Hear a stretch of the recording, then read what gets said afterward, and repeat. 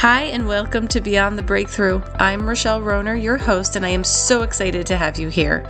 This channel was created as a space for all of us to celebrate our achievements and successes, gain tips and tools to move beyond the breakthrough, and to be inspired to create change. So let's jump in.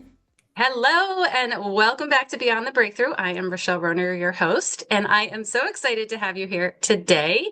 This is the place where we dive deep into incredible journeys of people who have faced challenges, just like we all have, broken through some obstacles, and are now thriving on their own terms, which is so important. Every story that we share is real.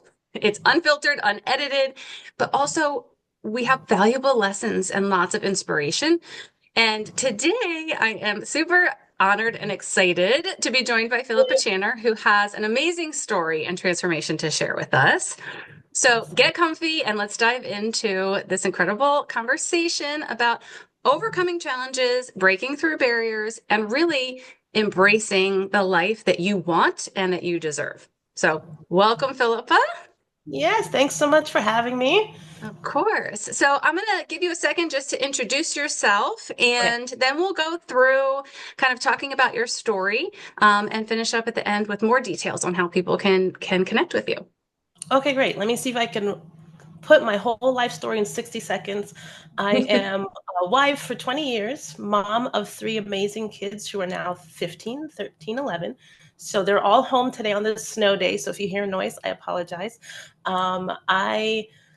I got my master's degree in criminal justice, and I'm very proud of it. But now, today, like most people, I don't do anything in what I studied, and I am a marketing business strategist, and I help female entrepreneurs with their marketing business strategies through coaching services. Yes, you do, and very amazingly. You're Yay! awesome. Awesome. Thank you. And Philippa know each other through our local Chamber of Commerce. That's how we Yeah. originally met almost 2 years ago, which is crazy, and have just kind of developed this amazing friendship and business relationship and partnership and all the things. So I'm super excited. Let's jump in and let's get started. Okay. So we've all faced challenges, and they really come to us every day. But can you tell us a little bit about a time in your life when you faced a significant obstacle or challenge for you? Yes, yes. So, as I mentioned, I actually studied criminal justice. I wanted to be a federal agent. And right after we got my master's, literally the day of graduation is the day I got married. And we moved from Florida, where I got my degree, to here, the Maryland, D.C. area. And I thought this was perfect because it's D.C., it's where all the federal agencies are. So, this is going to be great. I'll move here, apply to everything that I want to join. And as I waited, I started working in a nonprofit organization. And I ended up staying with that nonprofit for 15 years. And I learned a lot. I learned a lot about myself. I learned a lot about marketing and being a manager. But I decided around the beginning of 2019, that I really didn't want to go through my entire life and never actually pursue, or at least attempt to pursue, my original dream of being a federal agent. And I realized by my age at that point, usually the cutoff for federal agencies is like 37, 39 years old. So I'm like, well, I'm past that, but let me at least try for local level. And so I started applying to join the Montgomery County Police Department. And it was a challenge for myself, really because of my age and where I was in life, to go back and try to do something that's so physically demanding through the academy, and just after the academy, and go through, and when you're a police officer on the street, what you have to do on a daily basis. I'm like, this is a lot. But I said, you know what, I'm going to do it. So I did. And I started training at on my own, filled out applications, and just went through the entire process. There's several steps to go through. And I was able to pass every single step, including the written test, the physical test, and actually get accepted to go into the academy. So I started August of 2019. And so to leave like my comfy job that I had for 15 years, that this is where my kids grew up, they were taken care of in this nonprofit. When they were little, they had staff child care for me. So I literally gave birth and went to work because they made it so easy for me. It was my home. And so to leave that into like literally the unknown, it was a challenge, physically, mentally, emotionally. But I was able to do it. Yeah. And you touched on this a little bit, but what was your mindset like during this period, right? Like you had all these challenges, all these things that you perceived could stop you. Yeah. What got you through? Like what were you telling yourself? What was your mindset like? My mindset was really like, I can do this. There's nothing wrong with me just because of my age. There's nothing physically wrong with me to stop me from pursuing this. And I had a family that was very supportive. And so I said to myself, I am not going to allow anybody else or any other circumstances to tell me that this is not the right decision for me to do it. And so I went with my gut and I went with my strength and I was able to do it. I love Now we that. know that that's not how the story ends, but we'll get there. Yeah, yeah. No, I love that. And I think you mentioned how at one point you were like, I don't want to let this go. Like, I want to go back to what I originally dreamt of and wanted to do. Was there a specific moment or something that happened that made you think, okay, I have to make a change? Because you had, like you said, this cushy job and this lifestyle that you seemed to enjoy and it did wonders for your family. Was there some moment or some instance that was like, I need to go and make this change? I don't think this was the main thing, but the first thing that comes to my mind is, so when I was going through the process, I got my bachelor's first. And in between my bachelor's and deciding to go for my master's, I actually had applied already. And I got accepted to two different agencies.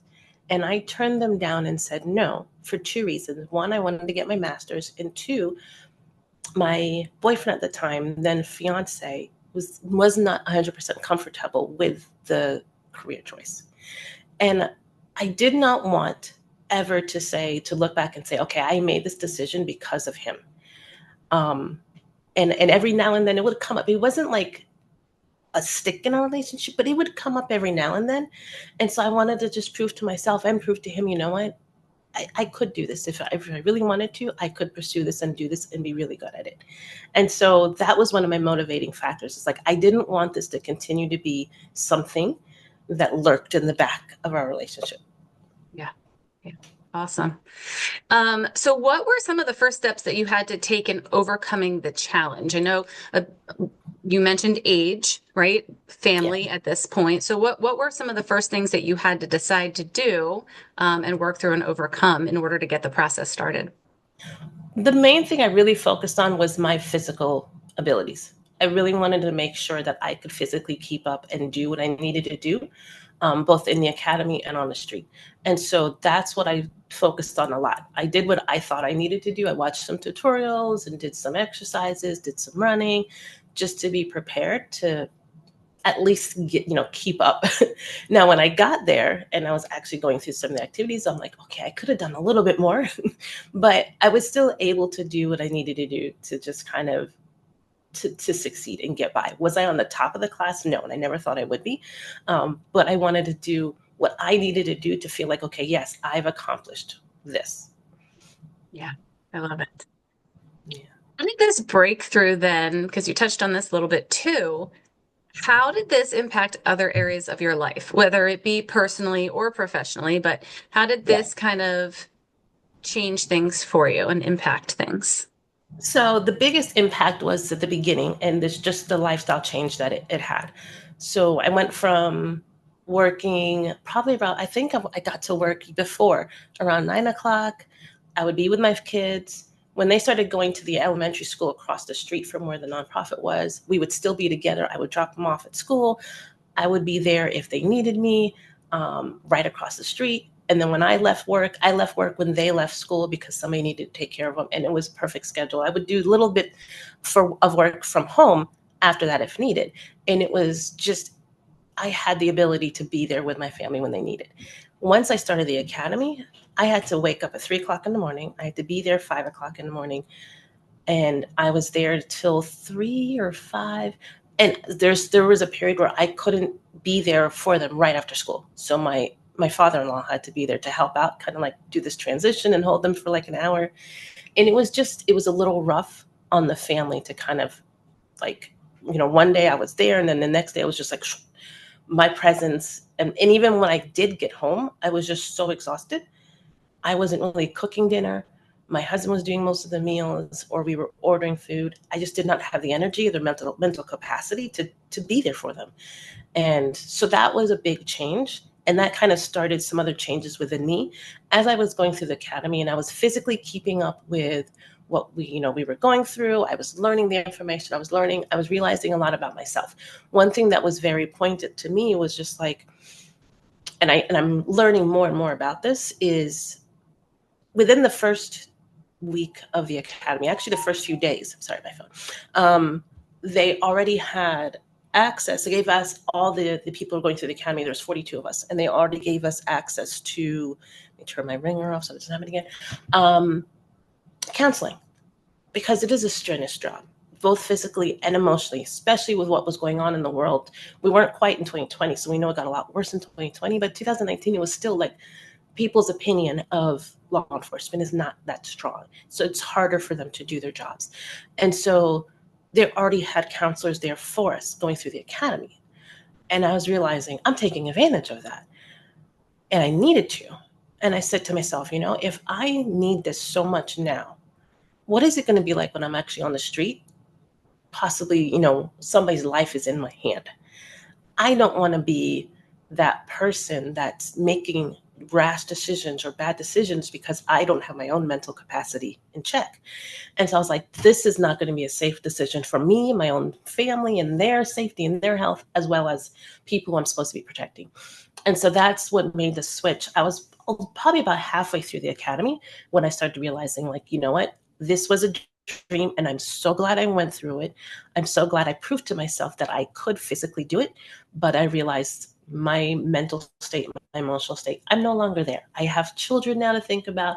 I'm not, not 20 years old running around, carefree anymore. I got to make different decisions. And so my decision, based on what I learned about myself through that experience, I took that and I kind of took 3 months off to just relax. It was the first time I was like voluntarily just not working, not doing anything, just relaxing. And that's when I started saying, you know what? I really enjoyed what I was learning and doing at the nonprofit, but I didn't want to go backwards. I didn't want to go back there. It was a great place, but I just felt like my life was moving forward. And so I took what I learned and what I developed, what I was taught from my amazing supervisor that I had. And I said, I want to do what I can do to help other small businesses in the area. And so that's when I started my own Channer consulting business. I love it. And, it's interesting, that part that you just shared with us, because I was curious about what setbacks or moments of doubt that you had along the way. And a lot of people, when I talk to them, they're like, well, it was just too much. I stopped. But it sounds like you took all of this information, you took the setbacks, you took the moments of doubt, and it doesn't always mean you have to push through. Right? Mm-hmm. It doesn't always mean that if you address these setbacks and these moments of doubt that you have to use them as an opportunity to keep going, but you use them to make a really informed decision for yourself and your life. And that's awesome. I applaud you for that so Yeah, much, so much. And I did have that encouragement there to no, like, keep going, keep going. But I had to really sit with the reasons why I was making this decision and, the outcomes. Like, what are the risks of, okay, if I push through and I do make it through the academy and I'm on the street and it does go wrong, what's the consequences versus if I make the decision to stop and, I'm at home and have a same, mental issue. I'm Yeah. at home, my family. So it's a little, Yeah. the risks are very different there. Yeah. Yeah. So when you made this shift then and this decision to kind of go the other way, then who or what was like the most supportive for you during this like kind of second half of the breakthrough, when you're realizing like you don't want to go in this direction anymore? And that's, again, your wants, your desires, your dreams, your passions. Doesn't mean, you have to, but what were the biggest supports that you had throughout the journey? I would say the biggest supports and cheerleaders from when I made the decision to stay home was my kids. They were so excited because they were so worried. The idea of mommy being a cop on the street, they were so worried. I didn't say this, and I won't go into too much because your time. But I did end up having to go to the ER twice through the academy. And it was just from different things that we were learning. They weren't abusive or anything like that. I promise you. They were doing great jobs, but it was just my age, physical abilities, my response to some of the impact of some of the physical stuff that was going. Couldn't keep up. And so them having to go through that and see that, and I'm like, they're already like, oh my, she's already in the ER and she's not even on the streets yet. And so when I came home, they were just the biggest supporters. And when I told them I was going to stay home for a couple of weeks, couple of months, and see what happens, they were like, yeah. So because I was there to walk them to the bus and be there when they came home from school. So yeah, they were very excited for that. I feel that. I feel that all the way. So looking back, what do you think was the most important factor in achieving your breakthrough? I think the most important factor in achieving my breakthrough was it helped me understand who I really was. I did have that dream once to do that, but I think as I grew and matured and developed since college, I realized aspects of my life that I was skilled in different ways. I was talented in different ways, and that I wouldn't actually be able to use those talents in the way that I would have been on the street with the police force. And so to be able to tap into my talents that I have now and know that I'm helping other people, that breakthrough, it helps me see my job in so much different light.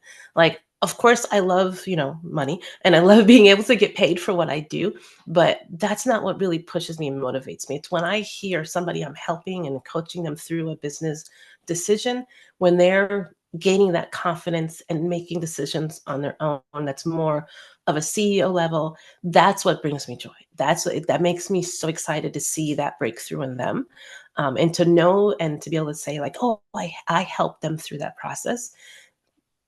That I'm excited about that. Like, I wouldn't be here if I had continued that path before. Yeah. And I feel that on so many levels. I'm right there with you. And you're so passionate and you're so knowledgeable, and just the way that you share and explain things, it really does make a big impact to people. It's not just that information that you can find somewhere. It's great. I'm one of your biggest fans, obviously.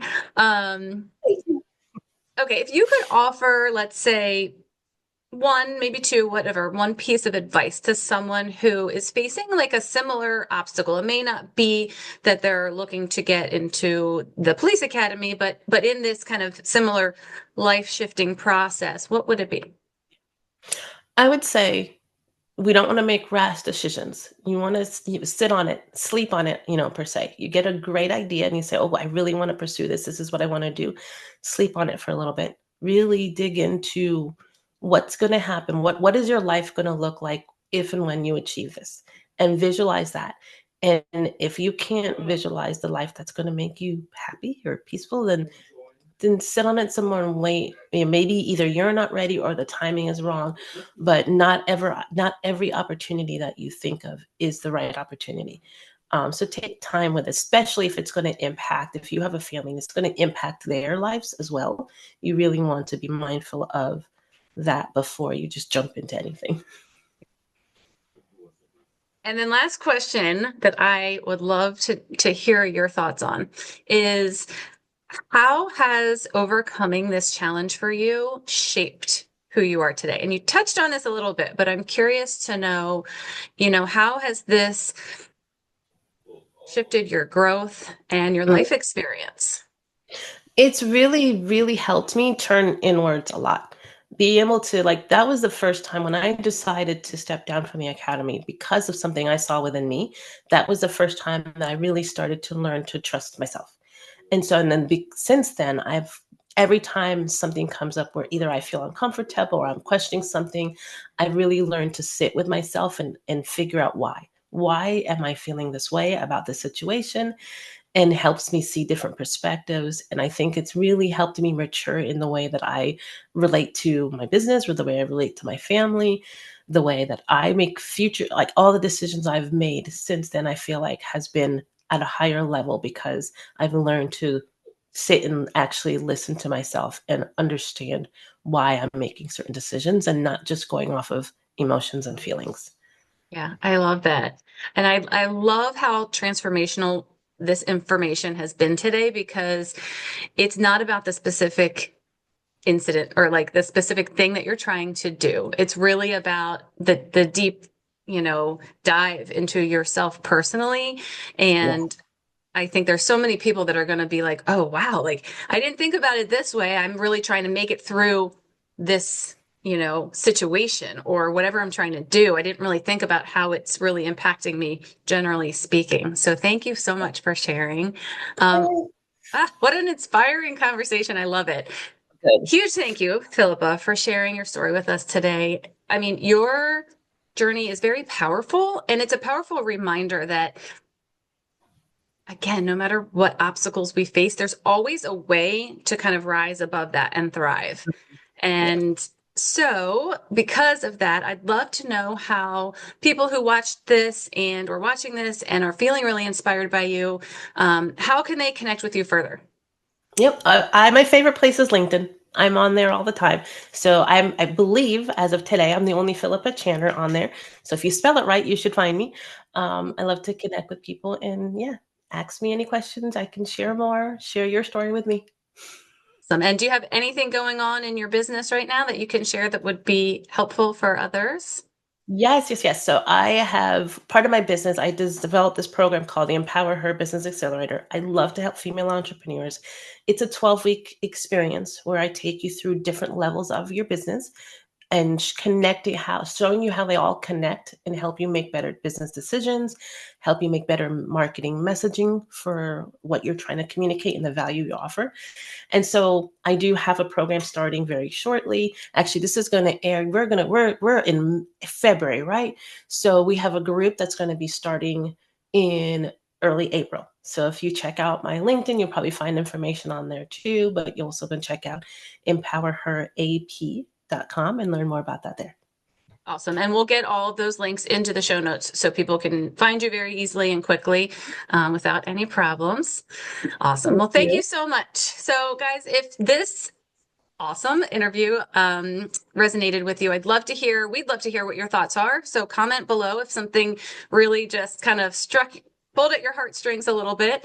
Don't forget to like this episode with Philippa and subscribe and grab that notification so you don't miss another incredible story coming up just like this one.